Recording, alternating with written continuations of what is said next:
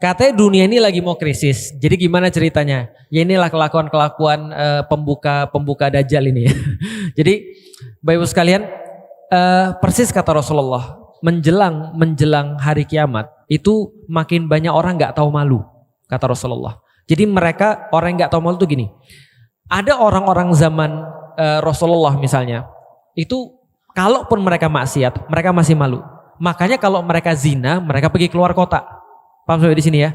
Karena kalau zaman dulu, kalau Bapak Ibu belajar sejarah, di zaman Rasul zina sudah ada. Dan zina itu tempatnya tahu kita di mana? Di luar kota Madinah.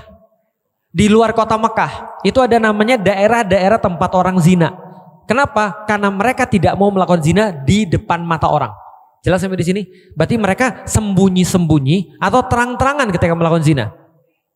Zaman sekarang orang-orang terang-terangan atau sembunyi-sembunyi. Sekarang ada orang berzina diwawancara, Pak.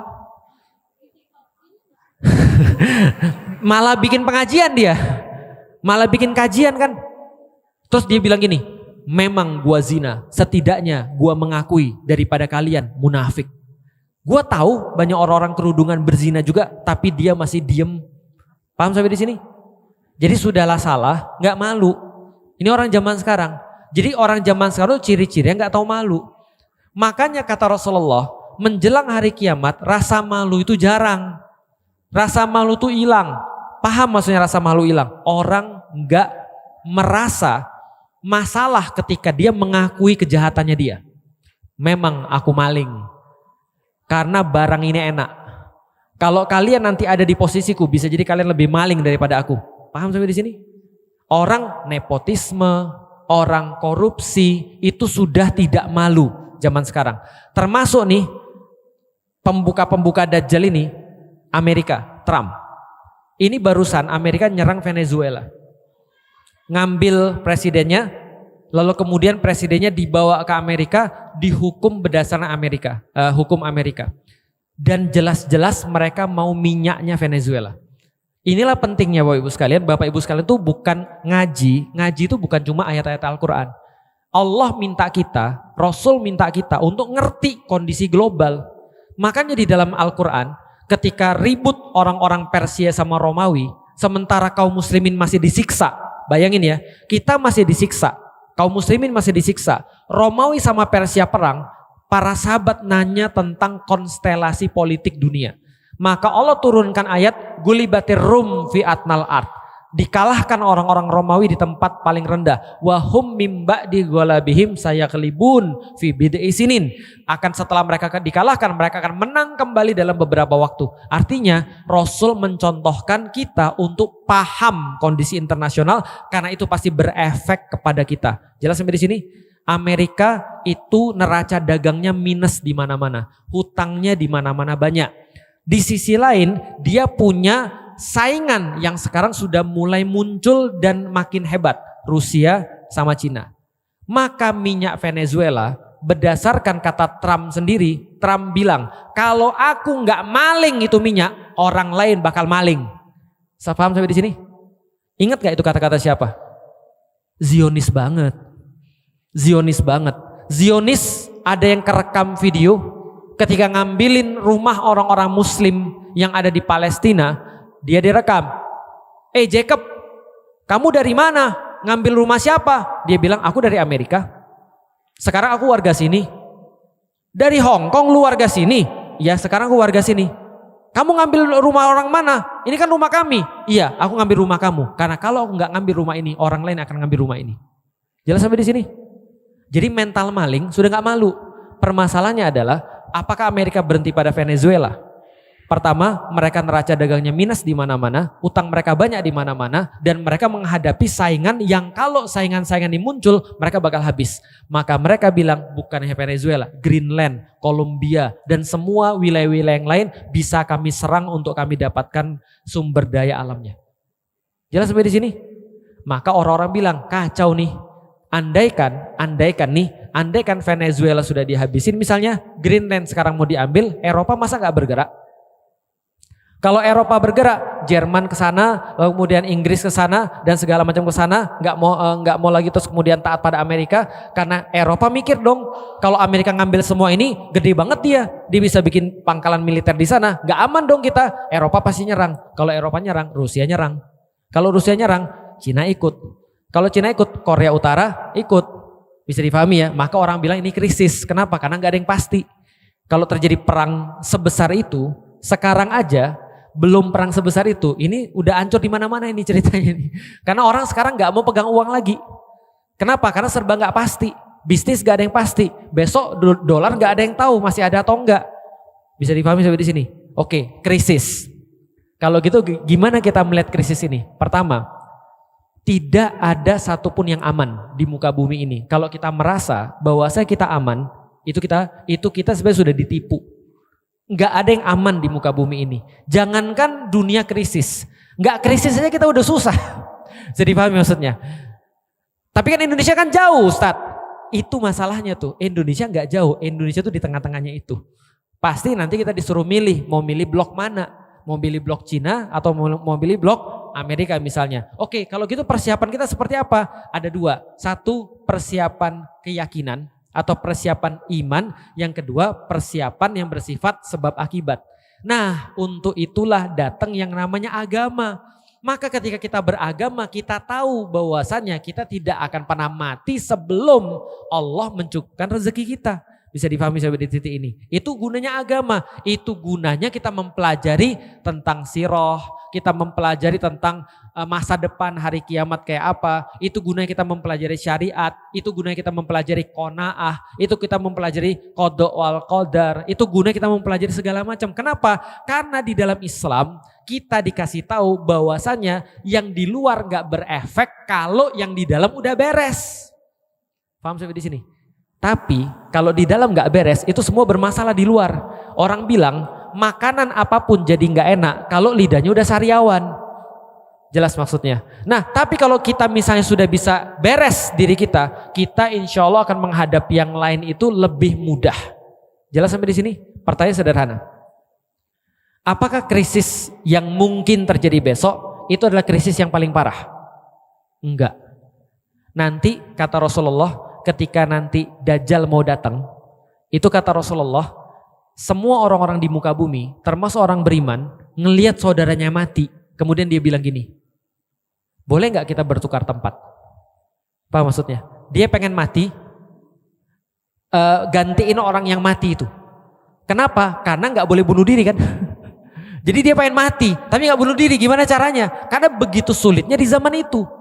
Orang-orang nggak punya makanan, dia harus nyaksiin orang tuanya meninggal nggak makan atau anaknya meninggal nggak makan dan seterusnya. Ini adalah kondisi yang nanti akan terjadi paceklik sebelum Dajjal datang. Bayangin ketika Dajjalnya datang pas orang nggak punya makan, kira-kira gimana? Makanya banyak orang beriman pada Dajjal kan ceritanya. Nah, ya anggaplah kalau terjadi krisis-krisis besok itu latihan tuh. Ya kita nggak tahu sih.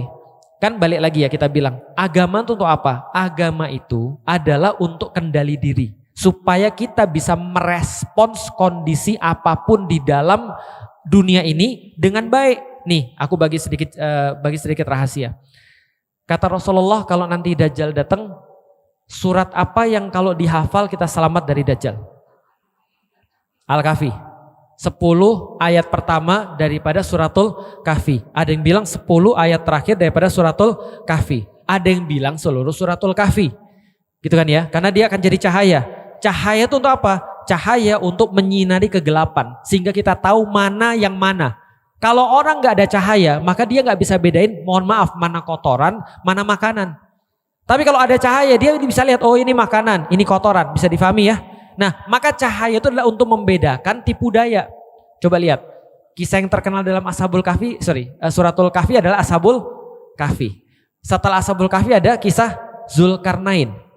Ibu-ibu dan bapak-bapak tahu kenapa kisah Ashabul Kahfi dan Zulkarnain itu dikasih tahu sama Allah? Ada yang tahu kenapa? Aku kasih tahu ya. Ada orang Yahudi didatengin sama Quraisy. Quraisy ini sebel banget sama Rasulullah. Kenapa? Debat selalu kalah. Gak pernah menang dia debat sama Rasulullah. Maka dia tanya sama orang Yahudi, Di, kamu kan ahli kitab. Iya. Kamu berarti tahu kan tentang apa yang terjadi di dunia ini? Kan kamu ahli kitab. Iya. Kamu tahu cerita-cerita tentang dunia ini kan? Tahu. Kamu bisa nggak buat aku menang sama Muhammad dengan satu kisah yang dia nggak tahu? Karena dia tuh pembohong. Dia pasti nggak tahu semua hal yang terjadi di dunia ini. Tapi kan kamu kan ahli kitab, kamu tahu. Zaman dulu buku nggak banyak. Zaman dulu nggak ada internet. Zaman dulu orang yang punya informasi dikit dan terbatas. Maka Yahudi bilang sama orang Quraisy, gini cara membuktikan dia benar atau nggak benar. Tanya sama Muhammad tentang pemuda-pemuda yang menyelamatkan imannya. Yang kedua, tanya tentang raja yang menguasai timur dan barat. Dia bilang gitu. Yang ketiga, tanya tentang ruh. Oke, ditanyainlah pada Rasulullah. Itu yang mengakibatkan keluarnya ayat tentang Ashabul Kahfi dan Zulkarnain. Dua cerita ini sama pengen menyelamatkan iman di masa krisis.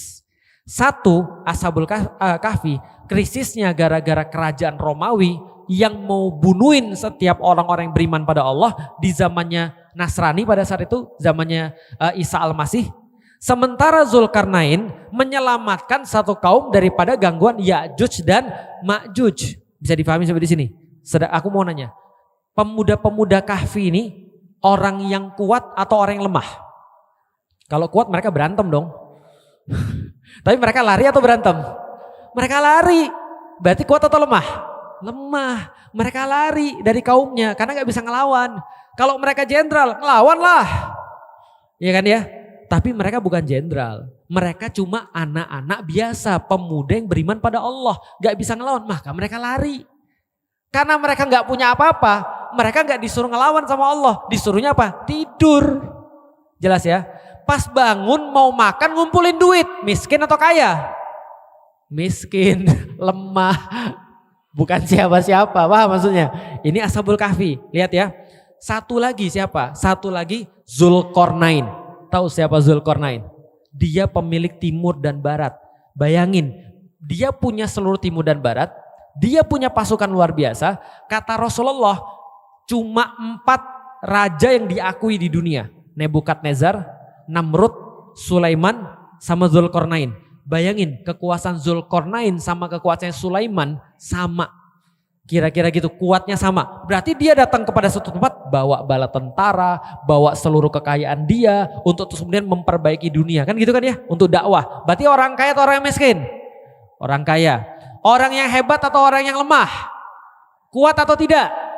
Oke, kontras ya. Satunya pemuda, lalu kemudian lemah, gak punya apa-apa, beli makan ada yang ngumpulin duit, gitu kan ya. Satunya lagi kuat, punya tentara dan segala macam. Tapi kesamaan mereka apa? Sama-sama menghadapi krisis. Maka kata Allah, dalam keadaan seperti itu, mereka mencontohkan hal yang sama. Minta kasih sayang pada Allah.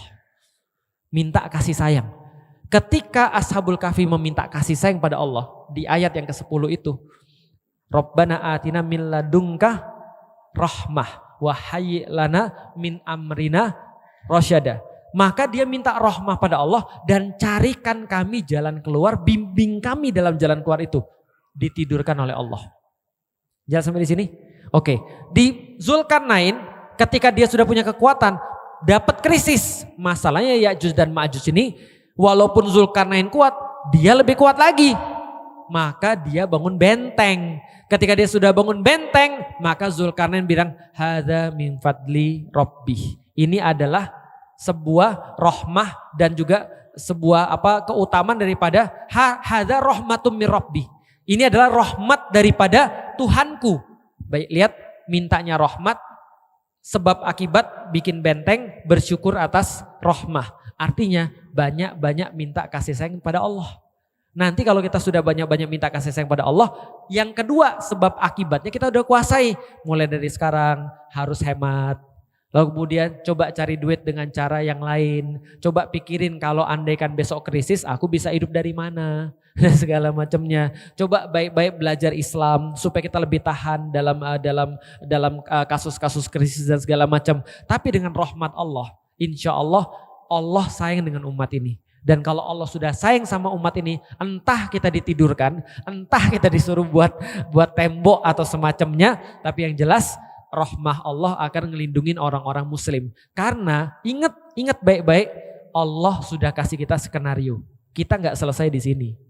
Kita nggak selesai di sini. Allah nggak bilang nanti kalau Trump perang gitu kan ya, atau Amerika perang, kalian akan mati semua. Enggak. Tapi apa kata Allah? Semua keadaan-keadaan kerusuhan, huru-hara, gempa yang banyak dan segala macam hanya episode awal sebelum kalian diuji dengan Dajjal. Kan gitu? Setelah Dajjal ada, muncul Isa. Setelah Isa ada, muncul Ya'juj Ma'juj. Setelah Ya'juj Ma'juj ada, baru terus kemudian masa ketenangan. Setelah itu baru terus kemudian mati semua muslim. Ya kan? Kata Rasul kan gitu kan ya. Kenapa semua muslim mati? Diambil Allah. Maka pada saat itu tidak ada lagi yang tawaf di Ka'bah. Ketika tidak ada lagi yang tawaf di Ka'bah, baru selesai. Berarti dunia ini gak akan selesai dengan Amerika perang. Jelas sampai di sini. Tapi mintalah rahmat pada Allah supaya kita dikasih kesempatan untuk bisa survive. Dan tidak hanya survive, ingat loh, benar itu ada huru-hara. Tadi Amerika bikin ini dan itu dan segala macam dan mengancam dunia. Keadaan krisis ekonomi dan seterusnya, terutama menjelang 2030. Tapi kita kan juga dijanjikan bahwasanya Baitul Maqdis akan kembali. Ya enggak? Kita kan juga dijanjikan bahwasanya umat muslim akan bersatu kembali. Nah, itu aja yang difokusin tuh. Minta baik-baik rahmat pada Allah. Mudah-mudahan kita dikasih yang baik-baik dan dijauhkan daripada yang buruk-buruk. Dan kabar baiknya Indonesia sudah terlatih insya Allah ya. Alhamdulillah. Jadi kalau Cak Nun tuh bilang begini. Cak Nun bilang kalau krisis itu terjadi pada Jepang itu pasti mati semua tuh. Kenapa? Karena orang Jepang tuh manja. Kenapa? Karena pemerintahnya bantu terus. Kalau kita enggak manja. Karena pemerintah malah nyusahin itu kayaknya tuh. Jadi kayak kalau krisis Indonesia udah biasa. Kalau Anda krisis, nih ya, kalau Indonesia krisis, aku yakin pejabat-pejabat mati duluan bukan Anda, serius. Karena Anda sekuat itu, insya Allah. Paham ya? Lihat yang terjadi di Sumatera. Lihat yang terjadi di Sumatera tuh. Yang bantuin siapa tuh? Bentar lagi dikirim kepala babi ke rumahku. Paham gak sih maksudnya? Indonesia itu insya Allah kuat, mudah-mudahan. Jadi Indonesia itu insya Allah akan memainkan peranan penting insya Allah dalam bebasnya Baitul Maqdis. Silahkan kalau ada yang lain.